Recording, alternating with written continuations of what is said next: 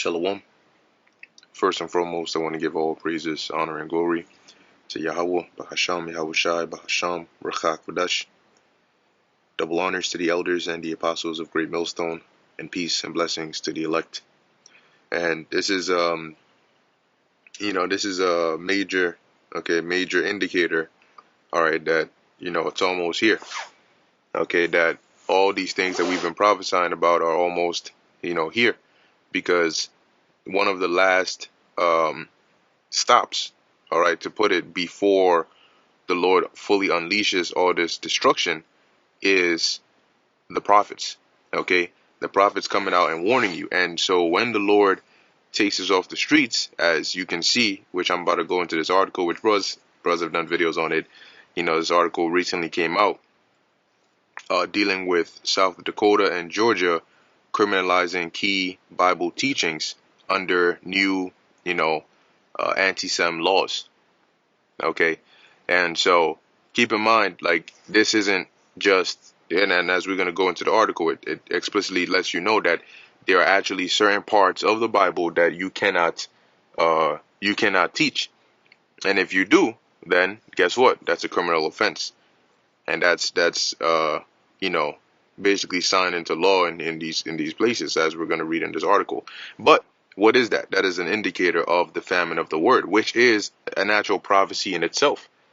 Okay, along with all these other prophecies, we've been warning that there's also the prophecy of the famine of the word, which is that very soon we will not be able to be out here teaching this word to you anymore. And the Lord is going to initiate that by using, these different politicians, these different states, governors, mayors, and people in political positions to enact certain laws and legislations in order for us to not be able to preach this word. Because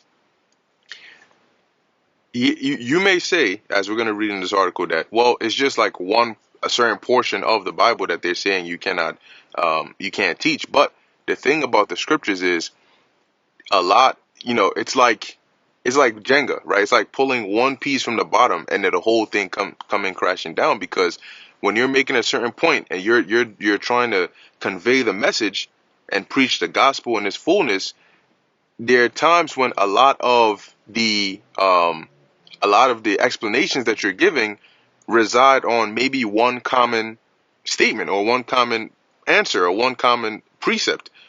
But now if you can't go to that, then it sort of leaves that lesson, incomplete, because now you can't explain why it is X is going to happen, or why it is Y it's going to happen, or who are who. Okay. Now, always keep in mind this as well, that there's, the precedence, right? The precedent, which is getting your foot in the door. So it's not going to stop here. All right. Why do I say that? Well, what made them decide to go this route? They said they want to protect the Jays from, anti-S, right? Anti-Sem. So if they say they want to protect the Jays from anti-Sem by banning certain parts of the Bible in these two states, well, are these two states the only states that want to protect the Jays? And are one or two verses from the Bible the only verses that would be used that they can ban to protect the Jays? No. So this is only a starting point. They can easily make the case to say, other states might say, well, we want to follow suit because the same thing happening in your state that led you to enact this law is happening over here, so let's do it too. But then they might go further and say, well, we've identified other parts of the scriptures, that are infraction of this. And as a matter of fact, you're going to have your vocab Malones, you're going to have your Southern Poverty Law Centers, which, they can just as easily come out and say, well, we're going to ban a certain style of preaching the Bible. Okay?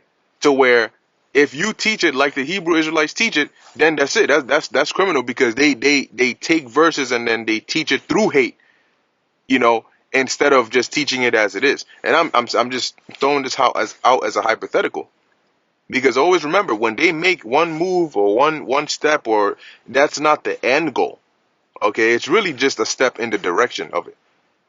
And so soon, eventually, they'll say, look, we just keep finding more and more verses on this. Because remember, in the scriptures, the way it's written, it's not just going to be one precept. If they ban something in the book of Matthew, they're going to try to ban it in the book of Luke, in the book of Mark, in the book of, John, because there's precepts that back up other precepts that convey the same point. The Bible is a one message that's reiterated many times via many precepts. So if you say there's one precept that's in fraction of this, there's probably 5 or 10 other precepts that say the same thing in a roundabout way.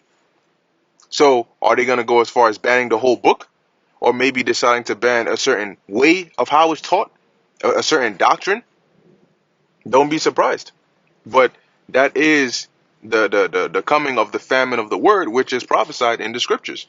All right, in the book of Amos, chapter 8, verse 11. So let me read that real quick, and let's read this article. Now, this is the book of Amos, chapter 8, verse 11. And I'll keep this short. Slakia. 1 second. Amos 8 and 11. And it reads, Behold, the days come, saith the Lord Yahweh, that I will send a famine in the land, not a famine of bread, nor a thirst for water, but of hearing the words of the Lord.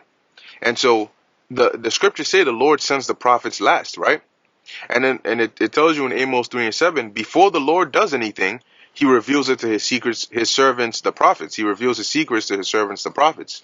So before the Lord brings destruction, he reveals it to his prophets.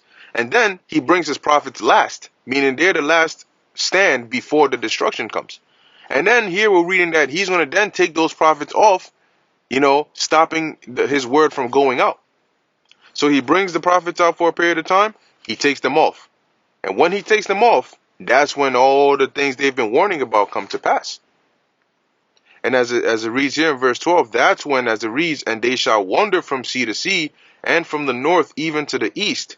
They shall run to and fro to seek the word of the Lord, and shall not find it. Kind of like in the book of Eli.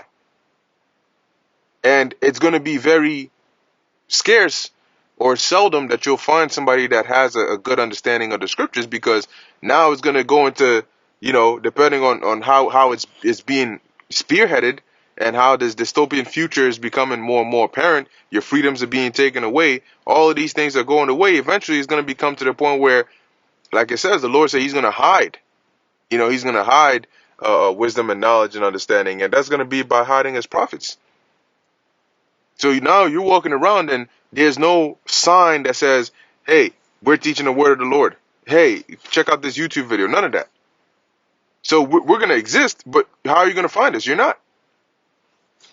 Anyway, this is the article. So it says here, new legislation enacted in South Dakota and Georgia has criminalized important Bible teachings under the guise of protecting Jay people from anti-Sem. What about going into the Talmud and banning things from there, to protect the world from them? They're not gonna do that though, and they're instead they're gonna, let's keep on reading. Governors Kristi Noem and Brian Kemp signed a bill into law codifying. Now keep in mind, they said they signed it into law, codifying for state purposes the International Holocaust Remembrance Association, or the IHRA, RA's working definition of anti-Sem. However, the anti-Sem laws do not just make it illegal to use symbols and images associated with anti-Sem to criticize the Jays or Israel. They also make it a criminal offense to preach key parts of the Holy Bible. So not just making reference or quoting, but preach. So if you're teaching something, now what I find interesting here is, if you're preaching, okay, like how are they gonna take this to the digital realm, right? Like, okay, you can say in the state of Georgia or in the state of South Dakota, this is now illegal, right? But what about YouTube videos that have this content in there? Are they gonna implement a system to where any IP addresses within this location, if they catch the streaming of this video going to that IP address, they're gonna come after you or something? Like what measures are they gonna take there? Because whenever they come up with these things, they always gotta, if your goal is really to stop anti-Sem as they call it and as they perceive it, they'd have to do a lot more than just this. Which is why I say that this is just a precedent. This is like a step one. For example, the IHRA definition of anti-Sem includes using the symbols and images associated with classical anti-Sem. Examples: Jays killing Yahushai, or blood libel to criticize Israel or Israelis. According to the new anti-Sem law, preaching key passages from the Gospel of Matthew, which clearly states that Jays killed Yahushai, is now illegal in Georgia and South Dakota. Did you look at that? So you go into Matthew, what's that? They have it here, 27 and 24 or 25. Then answered all the people and said, his blood be upon us and our children. Yep, that now you're under arrest.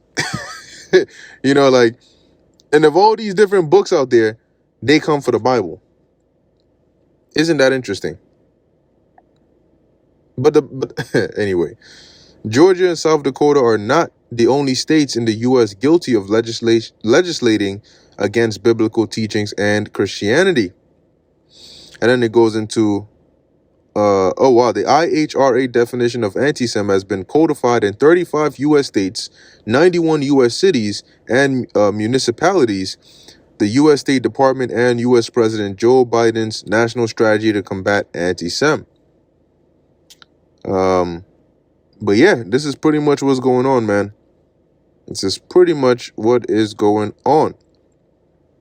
So as like I went into those precepts, this is all part of biblical prophecy. But as I was reading this article, it hit me that this is a very key indicator, because the second they start pushing for things like this, that goes to show you that the famine of the word, that prophecy of that is near full fulfillment. And along with that comes pretty much the dam that's holding back the floodgates of hell being broken. So, with this whole eclipse thing coming up, and not even just that, whether something happens around or on that time or not, we're still only in March. And there's a whole lot left in this month, in this year, the hopeful year of Jacob's trouble. So let's see, let's see what the Lord Yahweh Bahasham Yahushua has in store for this place. But it's definitely looking to be a very, very, very, very interesting times ahead. Anyway, with that, I'm going to end it here. Lord willing, that was edifying to the elect. In closing, I want to give all praises, honor, and glory to Yahweh Bahasham Yahushai Bahasham Rakha Kodash. And until next time, Shalom.